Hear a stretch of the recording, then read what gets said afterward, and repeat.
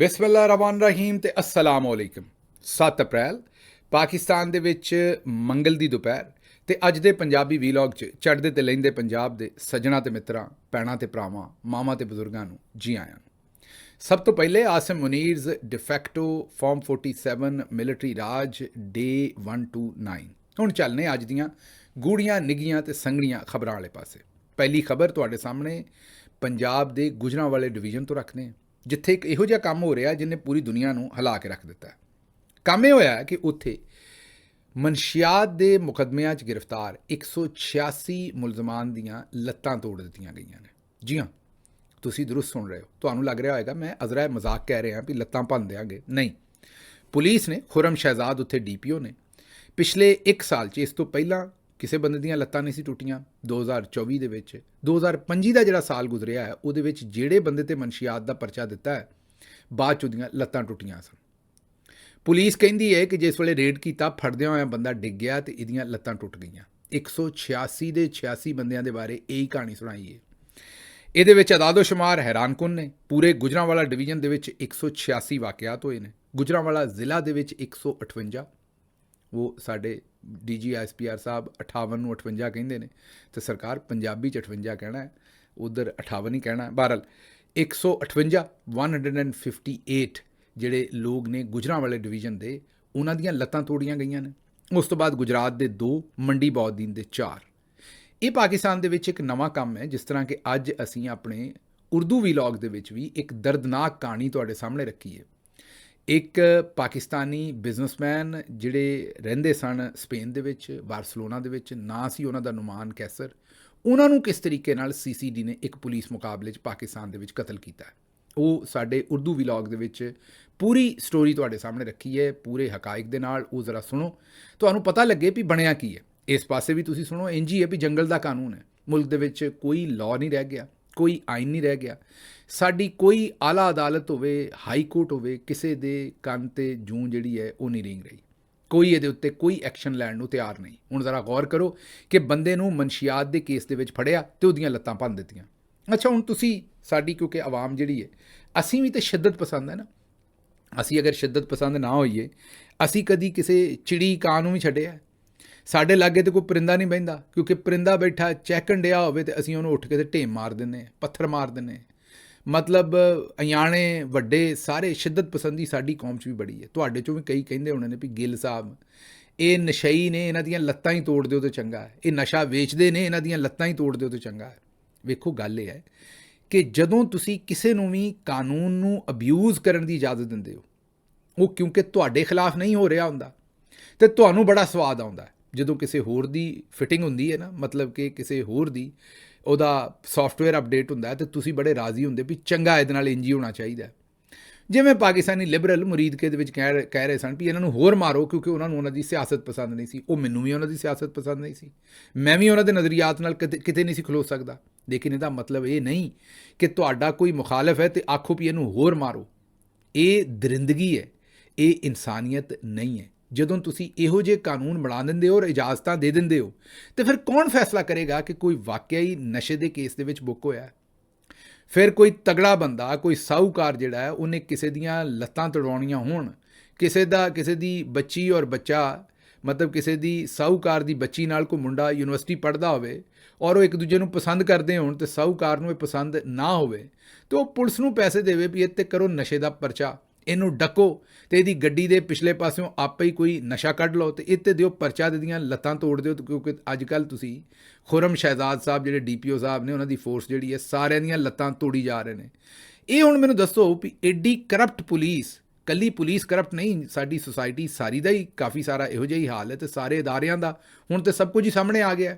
Dubai ਦੇ ਵਿੱਚ ਪ੍ਰਾਪਰਟੀਆਂ leak ਹੋਈਆਂ ਨੇ ਤੇ ਪਤਾ ਚੱਲਿਆ ਵੀ ਸਾਰਿਆਂ ਤੋਂ ਬਹੁਤੀਆਂ ਸਾਡੇ ਜਰਨੈਲਾਂ ਦੀਆਂ ਨਿਕਲੀਆਂ ਨੇ ਤੇ ਹਰ ਪਾਸੇ ਜਿਹੜਾ ਪੰਨੋ ਉਹੀ ਲਾਲ ਹੈ। ਲੇਕਿਨ ਐਡੀ ਕਰਪਸ਼ਨ ਜ਼ਿਆਦਾ ਮਾਹੌਲ ਦੇ ਵਿੱਚ ਇਹ DPO ਸਾਹਿਬ ਕਿਵੇਂ ਕਸਮ ਦੇਣਗੇ ਕਿ ਜਿਹੜਾ ASI ਹੈ, ਜਿਹੜਾ ਹਵਾਲਦਾਰ ਹੈ, ਜਿਹੜਾ ਥੱਲੇ ਇੰਸਪੈਕਟਰ ਹੈ, ਜਾਂ ਜਿੰਨੇ ਵੀ ਇਨੀਸ਼ੀਏਟ ਕੀਤਾ ਹੈ ਮੁਕੱਦਮਾ, ਉਹਨੇ ਕਿਸੇ ਕੋਲੋਂ ਕਰੋੜ, 2 ਕਰੋੜ, 50 ਲੱਖ, 30 ਲੱਖ ਲੈ ਕੇ ਕਿਸੇ ਦੀਆਂ ਲੱਤਾਂ ਨਹੀਂ ਭੰਨ ਦਿੱਤੀਆਂ? ਇਸ ਲਈ ਇਹ ਜ਼ੇਨ 'ਚ ਰੱਖਣਾ ਤੁਸੀਂ ਹਮੇਸ਼ਾ।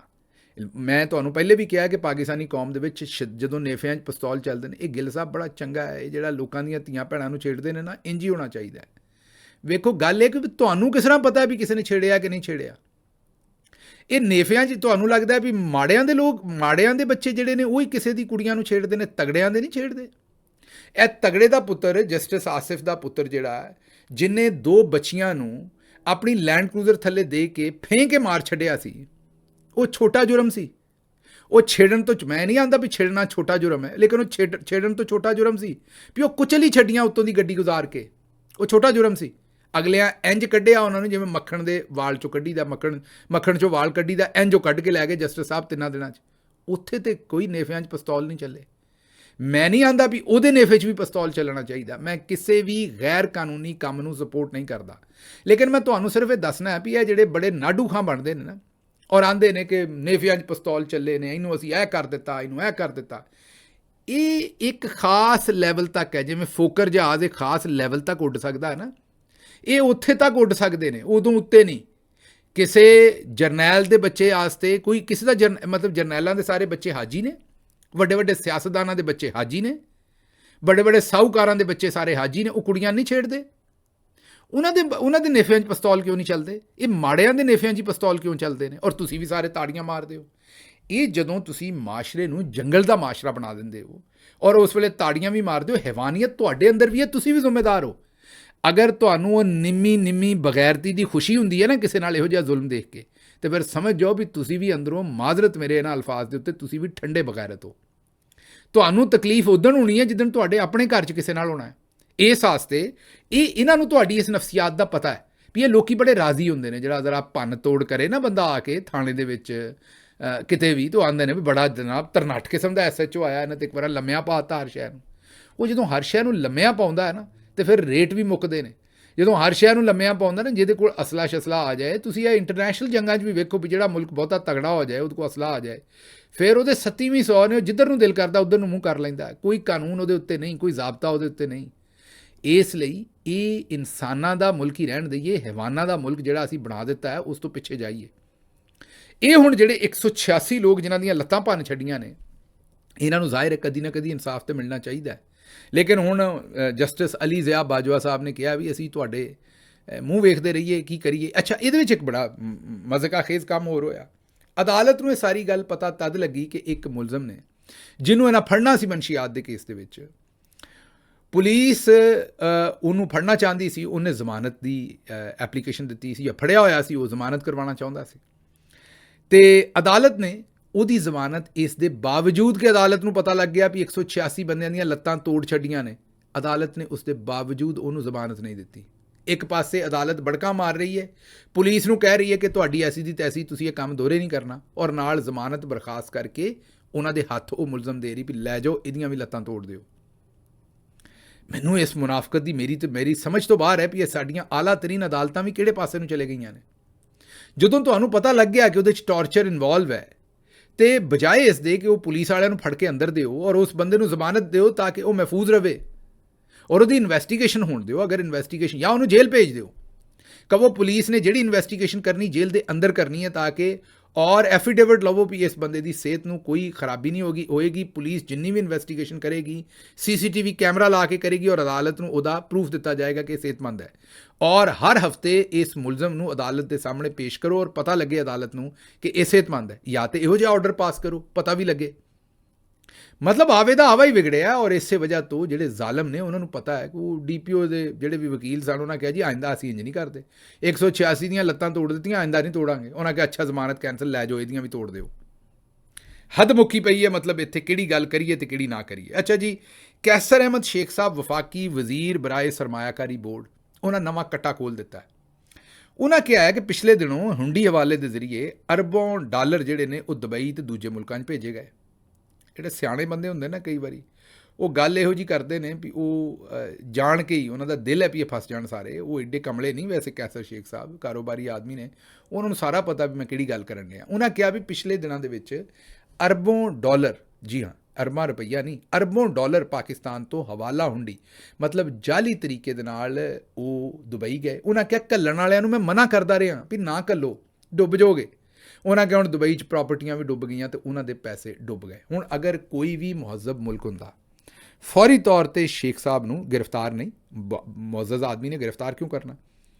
ਇਹਨਾਂ ਨੂੰ FIA ਵੱਲੋਂ ਇੱਕ ਪਰਚਾ ਮਤਲਬ ਆਉਂਦਾ, ਨੋਟਿਸ ਆਉਂਦਾ ਕਿ ਜਨਾਬ ਤੁਸੀਂ ਤਸ਼ਰੀਫ ਲੈ ਆਓ ਸਾਡੇ ਕੋਲ, ਔਰ ਇਹਨਾਂ ਨੂੰ ਕਹਿੰਦੇ ਕਿ ਤੁਸੀਂ ਇਹ ਬਿਆਨ ਦਿੱਤਾ ਹੈ, ਕਿਹੜੇ ਬੰਦਿਆਂ ਨੂੰ ਤੁਸੀਂ ਡੱਕਿਆ ਸੀ ਜਿਨ੍ਹਾਂ ਨੇ ਹਵਾਲਾ ਹੁੰਡੀ ਦੇ ਜ਼ਰੀਏ ਪੈਸੇ ਬਾਹਰ ਭੇਜੇ ਨੇ, ਸਾਨੂੰ ਉਹਨਾਂ ਦੇ ਨਾਂ ਦੇ ਦਿਓ। ਇਹਨਾਂ ਕੋਲੋਂ ਨਾਂ ਲੈਂਦੇ, ਫਿਰ ਉਹਨਾਂ ਦੀ ਇਨਵੈਸਟੀਗੇਸ਼ਨ ਕਰਦੇ ਔਰ ਉਹਨਾਂ ਨੂੰ ਲੰਮਿਆਂ ਪਾਉਂਦੇ। ਲੰਮਿਆਂ ਦਾ ਮਤਲਬ ਤਸ਼ੱਦਦ ਨਹੀਂ, ਮਤਲਬ ਕਿ ਉਹਨਾਂ ਨੂੰ ਜੇਲ੍ਹ ਭੇਜਦੇ, ਉਹਨਾਂ ਦੇ ਉੱਤੇ ਮੁਕੱਦਮਾ ਚਲਾਉਂਦੇ। ਲੇਕਿਨ ਇੱਥੇ ਕਿਸੇ ਨੇ ਕੁਝ ਨਹੀਂ ਕਹਿਣਾ। ਸ਼ੇਖ ਸਾਹਿਬ ਨੇ ਵੀ ਗੱਲ ਕੀਤੀ, ਉਹ ਵੀ ਕੱਲ ਕੇ ਪਤਲੀ ਗਲੀ ਨਿਕਲ ਗਏ, ਦੂਜੇ ਵੀ ਨਿਕਲ ਗਏ। ਮਤਲਬ ਇਹਦੇ 'ਤੇ ਸ਼ੇਖ ਸਾਹਿਬ ਨੂੰ ਸ਼ਾਬਾਸ਼ ਦੇਈਏ ਜਾਂ ਉਹਨਾਂ ਦੇ ਕੋਲੋਂ ਸਵਾਲ ਪੁੱਛੀਏ ਕਿ ਸਰਕਾਰ ਉਹ ਕਿਹੜੇ ਬੰਦੇ ਸਨ ਜਿਹੜੇ ਗੈਰ ਕਾਨੂੰਨੀ ਤਰੀਕੇ ਨਾਲ ਪੈਸਾ ਦੁਬਈ ਘੱਲ ਰਹੇ ਸਨ। ਲੇਕਿਨ ਕੋਈ ਨਾ ਪੁੱਛੇਗਾ ਤੇ ਨਾ ਕੋਈ ਜਵਾਬ ਦੇਵੇਗਾ। ਅੱਗੇ ਮਰੀਮ ਸਾਹਿਬਾ ਕਹਿੰਦੇ ਨੇ ਮੈਰੀ ਫੋਰਸ ਤੇ ਬਣਾਈ ਹੈ ਨਾ ਜਿਹੜੀ ਅੱਜ ਕੱਲ੍ਹ CCTV ਹੈ, ਤੇ ਦੂਸਰੀ ਕਿ ਜੀ ਖਵਾਤੀਨ ਬਹੁਤ ਮਹਿਫੂਜ਼ ਨੇ। ਇਹ ਲਾਹੌਰ ਤੋਂ ਇੱਕ ਕੇਸ ਸਾਹਮਣੇ ਆਇਆ, 2 ਸੋਸ਼ਲ ਮੀਡੀਆ ਇਨਫਲੂਐਂਸਰ ਬੱਚੀਆਂ, ਅੱਜ ਕੱਲ੍ਹ TikTok ਵਗੈਰਾ ਦੇ ਉੱਤੇ ਬੱਚੇ ਬੱਚੀਆਂ ਵੀਡੀਓਜ਼ ਬਣਾਉਂਦੇ ਨੇ, ਪਾਪੂਲਰ ਹੋ ਜਾਂਦੇ ਨੇ, ਫਿਰ ਉਹ ਇਨਫਲੂਐਂਸਰ ਸਮਝਦੇ ਨੇ। ਟ੍ਰੇਨਿੰਗ ਅਜੇ ਉਹਨਾਂ ਦੀ ਨਹੀਂ ਹੁੰਦੀ। ਟ੍ਰੇਨਿੰਗ ਦਾ ਮਤਲਬ ਦੁਨੀਆਦਾਰੀ ਦਾ ਐਡਾ ਪਤਾ ਨਹੀਂ ਹੁੰਦਾ, ਐਜੂਕੇਸ਼ਨ ਵੀ ਨਹੀਂ ਹੁੰਦੀ। ਇੱਜ਼ਤ ਅੱਲਾ ਦੇ ਦਿੰਦਾ ਹੈ, ਜਾਂ ਇੱਜ਼ਤ ਕਹਿ ਲਓ ਜਾਂ ਸ਼ੋਹਰਤ ਕਹਿ ਲਓ, ਜੋ ਵੀ ਤੁਸੀਂ ਕਹਿਣਾ ਉਹਨੂੰ, ਔਰ ਉਹ ਮਕਬੂਲ ਹੋ ਜਾਂਦੇ ਨੇ। ਉਹਨਾਂ ਨੂੰ ਲੱਗਦਾ ਵੀ ਹੁਣ ਸਾਨੂੰ ਸਾਰਾ ਪਤਾ ਹੈ। ਮਾਂ ਪਿਓ ਦੀ ਵੀ ਨਹੀਂ ਸੁਣਦੇ ਇਹੋ ਜਿਹੇ ਬੱਚੇ, ਕਿਸੇ ਭੈਣ ਭਰਾ ਦੀ ਵੀ ਨਹੀਂ ਸੁਣਦੇ, ਕਿਸੇ ਵੱਡੇ ਦੀ ਵੀ ਨਹੀਂ ਸੁਣਦੇ। ਖੈਰ, ਇਹ ਦੋਵੇਂ ਬੱਚੀਆਂ ਇਹ ਦੱਸਦੀਆਂ ਨੇ, ਇਹਨਾਂ ਹੁਣ ਬੱਚੀਆਂ ਦਾ ਕਸੂਰ ਅਸੀਂ ਨਹੀਂ ਕੱਢ ਸਕਦੇ, ਇਹ ਵਿਕਟਮ ਨੇ। ਲੇਕਿਨ ਮੈਂ ਸੁਣਦੇ ਦੀ ਗੱਲ ਇੱਥੇ ਇਹਨਾਂ ਨੂੰ ਕਸੂਰਵਾਰ ਨਹੀਂ ਠਹਿਰਾ ਰਿਹਾ, ਸਿਰਫ ਇਹ ਕਹਿ ਰਿਹਾ ਕਿ ਇਹ ਮੁਹਤਾਤ ਰਹਿਣਾ ਬਹੁਤ ਜ਼ਰੂਰੀ ਹੈ ਪਾਕਿਸਤਾਨ ਦੇ ਵਿੱਚ, ਕਿਉਂਕਿ ਉੱਥੇ ਤੇ ਇਸ ਵੇਲੇ ਅਸੀਂ ਜਿਹੜੇ ਦਰਿੰਦੇ ਨੇ ਉਹ ਇੰਜ ਫਿਰ ਰਹੇ ਨੇ ਕਿ ਉਹਨਾਂ ਨੂੰ ਡਰ ਹੀ ਕੋਈ ਨਹੀਂ ਕਾਨੂੰਨ ਦਾ। ਹੁਣ ਇਹ ਬੱਚੀਆਂ ਤੇ ਵਿਕਟਮ ਨੇ, ਅਸੀਂ ਇਹਨਾਂ ਨੂੰ ਤਾਂ ਨਹੀਂ ਕਹਿ ਸਕਦੇ ਵੀ ਇਹਨਾਂ ਦੀ ਜ਼ਿੰਮੇਵਾਰੀ ਹੈ, ਕਿਉਂਕਿ ਜ਼ਿੰਮੇਵਾਰੀ ਤੇ ਰਿਆਸਤ ਦੀ ਹੈ ਇਹਨਾਂ ਨੂੰ ਮਹਿਫੂਜ਼ ਰੱਖਣਾ। ਬੱਚੀਆਂ ਨੂੰ, ਵਾਲਦੈਨ ਨੂੰ ਤਾਂ ਸਿਰਫ ਅਸੀਂ ਇਹ ਕਹਿਣਾ ਵੀ ਮੁਹਤਾਤ ਹੋ ਜਾਓ ਐਸੇ ਦਰਿੰਦਿਆਂ ਦੇ ਕੋਲੋਂ। ਤੁਹਾਡਾ ਕਸੂਰ ਨਹੀਂ, ਬਸ ਤੁਹਾਡਾ ਕਸੂਰ ਸ਼ਾਇਦ ਇਹ ਹੀ ਹੈ ਵੀ ਤੁਸੀਂ ਇਸ ਸੁਸਾਇਟੀ 'ਚ ਜੰਮ ਪਈਆਂ ਜੇ ਜਿੱਥੇ ਦਰਿੰਦਗੀ ਹੈ ਹਰ ਪਾਸੇ। ਇਹ ਬੱਚੀਆਂ ਨੂੰ ਇਨਫਲੂਐਂਸਰ ਸਨ, ਇਹਨਾਂ ਨੂੰ ਆਖਿਆ ਕਿ ਕਿਸੇ ਬ੍ਰਾਂਡ ਦੀ ਐਡਵਰਟਾਈਜ਼ਿੰਗ ਕਰਨੀ ਹੈ ਤੇ ਤੁਸੀਂ ਸਾਡੇ ਦਫ਼ਤਰ ਆਓ। ਦਫ਼ਤਰ ਦੀ ਬਜਾਏ ਇਹਨਾਂ ਨੂੰ ਆਪਣੇ ਅਪਾਰਟਮੈਂਟ 'ਚ ਬੁਲਾ ਕੇ ਤੇ ਉੱਥੇ ਇਹਨਾਂ ਦੇ ਨਾਲ ਜ਼ਿਆਦਤੀ ਕੀਤੀ। ਉਹ ਜਿਹੜੀ FIR ਲਿਖਣ ਵਾਲਾ ਹੈ ਉਹਨੇ ਵੀ ਬੜੀ ਕੋਈ ਬੇਹਯਾਈ ਕੀਤੀ ਹੈ। ਉਹ FIR ਨਾ ਮੈਂ ਤੁਹਾਨੂੰ ਵਿਖਾ ਸਕਦਾ, ਨਾ ਪੜ੍ਹ ਕੇ ਸੁਣਾ ਸਕਦਾ। ਉਹ FIR ਘੱਟ ਹੈ, ਉਹ ਇੱਕ ਗਲੀਜ਼ ਫਿਲਮ ਦਾ ਸਕ੍ਰਿਪਟ ਬਹੁਤਾ ਲੱਗਦਾ ਹੈ। ਮਤਲਬ ਬਹੁਤ ਹੀ ਗੰਦੀ ਗਲੀਜ਼ ਕਿਸਮ ਦੀ ਉਹ FIR ਲਿਖੀ ਹੈ। ਇਹ ਗੱਲਾਂ ਤਮਾਮ ਜਿਹੜੀਆਂ ਜਾਂ ਤਾਂ FIR ਸੀਲ ਕਰ ਦਿੰਦੇ। ਬੱਚੀਆਂ ਦੀ ਇੱਜ਼ਤ ਇਹਤਰਾਮ ਦਾ ਖਿਆਲ ਰੱਖੋ। ਅਗਰ ਬੱਚੀਆਂ ਨੇ ਸਾਰੀਆਂ ਗੱਲਾਂ ਤੁਹਾਨੂੰ ਦੱਸ ਦਿੱਤੀਆਂ ਨੇ ਵੀ ਉੱਥੇ ਕੀ ਕੁਝ ਹੋਇਆ, ਤੇ ਇਹ ਤੁਸੀਂ ਕੋਈ ਨਾਵਲ ਤਾਂ ਨਹੀਂ ਲਿਖ ਰਹੇ ਨਾ। FIR ਦਾ ਜਾਂ ਤਾਂ ਕੋਈ ਹਿੱਸਾ ਸੀਲ ਕਰ ਦਿਓ, ਜਾਂ ਫਿਰ ਉਸ FIR ਜਿਹੜੀ ਹੈ ਉਹ ਉਹਨਾਂ ਦਾ ਕੋਈ ਸਾਨਵੀ ਬਿਆਨ ਜਿਹੜਾ ਉਹ ਨਾਲ ਲਾ ਕੇ ਅਦਾਲਤ ਦੇ ਵਿੱਚ ਬੰਦ ਲਿਫਾਫੇ ਦੇ ਵਿੱਚ ਜਮ੍ਹਾਂ ਕਰਾ ਦਿਓ ਕਿ ਜੱਜ ਸਾਹਿਬ ਪੜ੍ਹ ਲੈਣ, ਜਾਂ ਉੱਥੇ ਵਕੀਲ ਜਿਸ ਵੇਲੇ ਜਿਰਾ ਕਰਨ ਤੇ ਉਸ ਵੇਲੇ ਗੱਲ ਹੋ ਜਾਏ। ਲੇਕਿਨ ਉਹਨੇ, ਜਵਾਨ ਨੇ ਜਿਹਨੇ ਵੀ FIR ਲਿਖੀ ਹੈ, ਉਹਨੇ ਉਹ ਸਾਰਾ ਕੁਝ ਜਿਹੜਾ ਉੱਥੇ ਪਾ ਦਿੱਤਾ ਉਸ FIR ਦੇ ਵਿੱਚ। ਬਹਰਹਾਲ ਖਵਾਤੀਨ ਸਾਡੇ, ਉਹਨਾਂ ਨੂੰ ਸਾਨੂੰ ਬਿਲਕੁਲ ਸਿਕਿਉਰ ਕਰਨ ਦੀ ਲੋੜ ਹੈ। ਇਹ ਬਦਕਿਸਮਤੀ ਹੈ। ਇਹ ਜਿਹੜੇ ਵੀ ਇਹਦੇ 'ਚ ਜ਼ਿੰਮੇਦਾਰ ਨੇ, ਇਹਨਾਂ ਨੂੰ ਬਿਲਕੁਲ ਕਰਾਰ ਵਾਕਈ ਸਜ਼ਾ ਦੇਣੀ ਚਾਹੀਦੀ ਹੈ ਔਰ ਇਹਨਾਂ ਦੇ ਉੱਤੇ ਐਕਸ਼ਨ ਲੈਣਾ ਚਾਹੀਦਾ ਪੁਲਿਸ ਨੂੰ ਫੌਰੀ ਤੌਰ 'ਤੇ। ਅੱਗੇ ਚੱਲਨੇ ਜੀ। ਸਾਕਬ ਖਰਲ ਸਾਹਿਬ ਦੱਸਦੇ ਨੇ ਕਿ ਜਿਹੜੀ ਕਣਕ ਗੰਦਮ ਕੱਟਣ ਵਾਲੀ ਮਸ਼ੀਨ ਉਹ 1 ਏਕੜ ਦਾ ਤਕਰੀਬਨ 8000 ਰੁਪਈਆ ਲੈਂਦੀ ਸੀ, ਤੇ ਇਸ ਵੇਲੇ ਹੁਣ ਪੁੱਛ ਲਓ ਵੀ ਸ਼ੁਕਰੀਆ ਆਸਿਮ ਮੁਨੀਰ ਸਾਹਿਬ ਦਾ ਕਹਿਣਾ ਹੈ ਜਾਂ ਕਿਹਦਾ ਕਹਿਣਾ ਹੈ, ਹੁਣ ਉਹ 15000 ਰੁਪਈਆ ਲੈਂਦੀ ਹੈ। ਜ਼ਾਹਿਰ ਹੈ ਡੀਜ਼ਲ ਵੀ ਵੱਧ ਗਿਆ, ਦੂਸਰੀ ਚੀਜ਼ਾਂ ਵੀ। ਆਸਿਮ ਮੁਨੀਰ ਸਾਹਿਬ ਨੇ ਕਿਹਾ ਸੀ ਵੀ ਇਹ ਹੁਣ ਮਕਸਦ ਨਹੀਂ ਕਿ ਪਾਕਿਸਤਾਨ ਨੇ ਤਰੱਕੀ ਕਰਨੀ ਹੈ ਕਿ ਨਹੀਂ ਕਰਨੀ, ਤਰੱਕੀ ਤਾਂ ਕਰਨੀ ਹੈ, ਪਰ ਕਿੰਨੀ ਤੇਜ਼ੀ ਨਾਲ ਕਰਨੀ ਹੈ ਇਹ ਸਵਾਲ ਹੈ। ਉਹਨਾਂ ਨੂੰ ਪੁੱਛ ਲਓ ਵੀ ਜਨਾਬ ਕਿੰਨੀ ਕੁ ਤੇਜ਼ੀ ਨਾਲ ਹੋਰ ਕਰਨੀ ਹੈ। ਇਸ ਸਾਲ ਦੇ ਵਿੱਚ 8000 ਤੋਂ 15000 ਹੋ ਗਿਆ ਜਨਾਬ, ਇੰਨੀ ਤੇਜ਼ੀ ਨਾਲ ਨਾ ਕਰੋ, ਥੋੜ੍ਹੀ ਜਿਹੀ ਮਿਹਰਬਾਨੀ ਕਰੋ, ਥੋੜ੍ਹਾ ਜਿਹਾ ਆਸਰਾ ਕਰੋ, ਇਹਦੇ ਨਾਲੋਂ ਥੋੜ੍ਹੀ ਜਿਹੀ ਘੱਟ ਤੇਜ਼ੀ ਨਾਲ ਤਰੱਕੀ ਕਰੋ, ਕਿਉਂਕਿ ਇੰਨੀ ਤੇਜ਼ੀ ਨਾਲ ਕਿਸਾਨ ਜਿਹੜਾ 4000 ਦੀ ਪਹਿਲੇ ਕਣਕ ਵੇਚਦਾ ਸੀ, ਆਟਾ ਉਸ ਵੇਲੇ 110 ਰੁਪਏ ਕਿਲੋ ਸੀ ਚੱਕੀ ਦਾ, ਜਿਸ ਵੇਲੇ ਉਹ 4000 ਦੀ ਕਣਕ ਵੇਚਦਾ ਸੀ। ਹੁਣ ਉਹ ਕਣਕ ਵੇਚ ਰਿਹਾ 2200 ਰੁਪਈਏ ਦੀ, ਅਤੇ ਆਟਾ ਚੱਕੀ ਦਾ 150 ਰੁਪਈਏ ਦਾ। ਮਤਲਬ ਆਟੇ ਵਾਲੇ ਦਾ ਆਟਾ ਮਹਿੰਗਾ ਹੋ ਗਿਆ ਅਤੇ ਜ਼ਿਮੀਂਦਾਰ ਦੀ ਕਣਕ ਜਿਹੜੀ ਸਸਤੀ ਹੋ ਗਈ, ਅਤੇ ਉੱਤੋਂ ਵੱਢਣ ਦੇ ਪੈਸੇ ਜਿਹੜੇ ਨੇ, ਕਟਾਈ ਦੇ ਪੈਸੇ ਜਿਹੜੇ ਨੇ, ਉਹ ਵੀ ਹੁਣ 8000 ਤੋਂ 15000 ਹੋ ਗਏ। ਜ਼ਰਾ ਮਿਹਰਬਾਨੀ ਕਰਕੇ ਤਰੱਕੀ ਥੋੜ੍ਹੀ ਜਿਹੀ ਘੱਟ ਕਰੋ। ਅੱਛਾ ਜੀ, ਅਗਲੀ ਖਬਰ ਜਿਹੜੀ ਹੈ ਉਹ ਤੁਹਾਡੇ ਸਾਹਮਣੇ ਰੱਖਣੀ ਹੈ, ਔਰ ਉਹ ਇਹ ਹੈ ਕਿ ਇਸ ਵੇਲੇ ਇਹ ਬਾਵਲਪੁਰ ਦੀ ਇੱਕ ਵੀਡੀਓ ਤੁਹਾਨੂੰ ਸਾਈਡ 'ਤੇ ਵਿਖਾ ਰਹੇ। ਟ੍ਰੈਫਿਕ ਪੁਲਿਸ ਅਹਿਲਕਾਰ ਜਿਹੜਾ ਹੈ ਉਹ ਰਿਸ਼ਵਤ ਮੰਗ ਰਿਹਾ ਸੀ ਕਿਸੇ ਕੋਲੋਂ, ਰਿਸ਼ਵਤ ਉੱਤੇ ਹਾਥਾਪਾਈ ਹੋ ਗਈ, ਅਤੇ ਉੱਥੇ ਜਿਹੜਾ ਸ਼ਹਿਰੀ ਹੈ ਉਹਦੇ ਵੀ ਕੱਪੜੇ ਪਾਟ ਗਏ, ਟ੍ਰੈਫਿਕ ਪੁਲਿਸ ਵਾਲੇ ਦੇ ਵੀ ਕੱਪੜੇ ਪਾਟ ਗਏ। ਖਾਤੂਨ ਵਿੱਚ ਬੀਚ ਬਚਾਓ ਕਰ ਰਹੀ ਹੈ, ਮੇਰਾ ਖਿਆਲ ਖਾਤੂਨ ਇਸ ਸ਼ਹਿਰੀ ਦੇ ਨਾਲ ਹੋਏਗੀ। ਅੱਛਾ, ਪਹਿਲਾਂ ਭਲਿਆਂ ਵਕਤਾਂ ਦੇ ਵਿੱਚ ਪੁਲਿਸ ਵਾਲੇ ਵੀ ਖਾਤੂਨ ਨਾਲ ਵੇਖਦੇ ਸਨ ਅਤੇ ਦਿਹਾੜੀ ਛੱਡ ਦਿੰਦੇ ਸਨ, ਉਸ ਬੰਦੇ ਕੋਲੋਂ ਰਿਸ਼ਵਤ ਨਹੀਂ ਸੀ ਮੰਗਦੇ।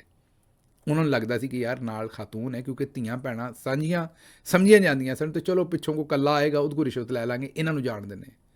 ਹੁਣ ਤੇ ਹਯਾ ਨਾਂ ਦੀ ਕੋਈ ਗੱਲ ਰਹਿ ਹੀ ਨਹੀਂ ਗਈ। ਹੁਣ ਖਵਾਤੀਨ ਦਾ ਜਿਹੜਾ ਇਹਤਰਾਮ ਹੈ, ਖਵਾਤੀਨ ਦਾ ਜਿਹੜਾ ਤਕੱਦਸ ਹੈ, ਉਹ ਕੋਈ ਗੱਲ ਸਾਡੀ ਸੁਸਾਇਟੀ 'ਚ ਨਹੀਂ ਰਹਿ ਗਈ। ਹੁਣ ਉਹ ਗੌਰ ਕਰੋ ਕਿ ਵਿਚਾਰੀ ਖਾਤੂਨ ਵੀ ਵਿੱਚ ਜਿਵੇਂ ਰੈਸਲਿੰਗ ਹੋ ਰਹੀ ਹੈ, ਤੇ ਉਹ ਵੀ ਵਿੱਚ ਚੜਾਉਂਦੀ ਫਿਰ ਰਹੀ ਹੈ। ਇਹ ਮਤਲਬ ਮੈਂ ਹੁਣ ਇਹਦੇ 'ਤੇ ਕੀ ਆਖਾਂ? ਇਹਦੇ 'ਤੇ ਮੈਂ ਇਹੀ ਕਹਿ ਸਕਦਾ ਕਿ ਥੋੜ੍ਹੀ ਜਿਹੀ ਕੋਈ ਸ਼ਰਮ ਕਰ ਲਓ, ਕੋਈ ਹਯਾ ਕਰ ਲਓ ਜੇ ਹੈਗੀ ਹੈ। ਤੇ ਮੈਨੂੰ ਇੱਥੋਂ ਇਜਾਜ਼ਤ ਦਿਓ। ਰੱਬ ਰੱਖਾ।